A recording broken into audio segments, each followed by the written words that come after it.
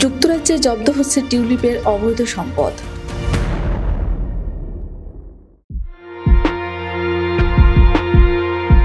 স্বৈরাচারী শেখ হাসিনার শাসনামলে বাংলাদেশ থেকে যে হাজার হাজার কোটি টাকা বিদেশে পাচার হয়েছে তা ফেরাতে কাজ করছে বাংলাদেশ। এরই অংশ হিসেবে টিউলিপ সিদ্দিকের অবৈধ সম্পদ জব্দ করা হবে বলে প্রতিশ্রুতি দিয়েছে ঢাকা।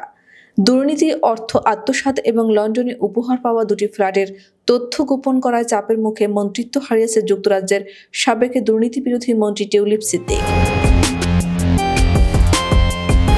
বাংলাদেশি কর্তৃপক্ষের বরাত দিয়ে রোববার এ খবর জানিয়েছে ব্রিটিশ সংবাদ মাধ্যম দ্য টেলিগ্রাফ।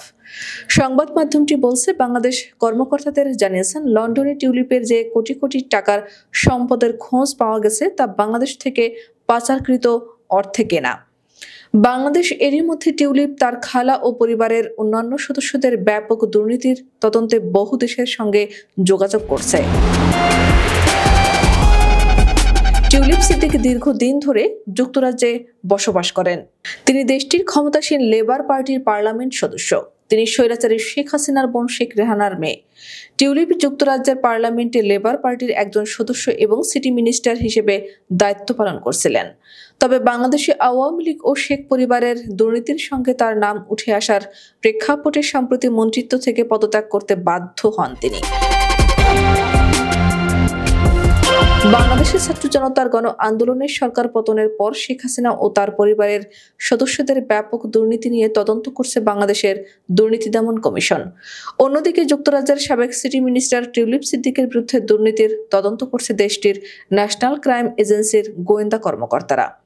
প্রায় এক মাস আগে যুক্তরাজ্যের সিটি মিনিস্টারের পদ থেকে পদত্যাগ করেন টিউলিপ সিদ্দিক। তবে তিনি এখনও সম্পত্তি সংক্রান্ত বিষয়সহ বাংলাদেশে তার খালা শেখ হাসিনার স্বৈর শাসনের সঙ্গে যোগসূত্র নিয়ে প্রশ্নের সম্মুখীন হচ্ছেন। সিটি মিনিস্টার পদ থেকে পদত্যাগের আগে লন্ডনে টিউলিপ সিদ্দিকের বাড়ি ও ফ্ল্যাট সহ বেশ কয়েকটি সম্পত্তির কথা প্রকাশ্যে আসে। এর মধ্যে একটি ফ্ল্যাট তাকে উপহার হিসেবে দিয়েছিলেন তার খালা শেখ হাসিনার রাজনৈতিক দল আওয়ামী লীগ সংশ্লিষ্ট একজন ব্যবসায়ী।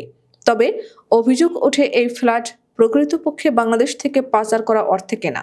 টিউলিপ মূলত দুর্নীতির অর্থের ভাগ হিসেবে এটি পেয়েছেন।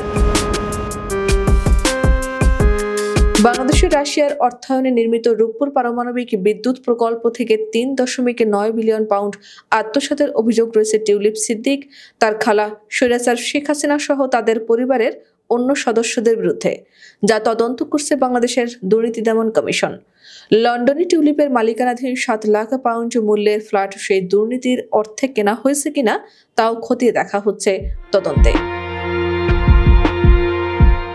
শেখ হাসিনা ১৬ বছরের স্বৈর শাসনের পর গত ৫ অগস্ট বিতাড়িত হয়ে ভারতে আশ্রয় নেন এবং বর্তমানে সেখানে অবস্থান করছেন।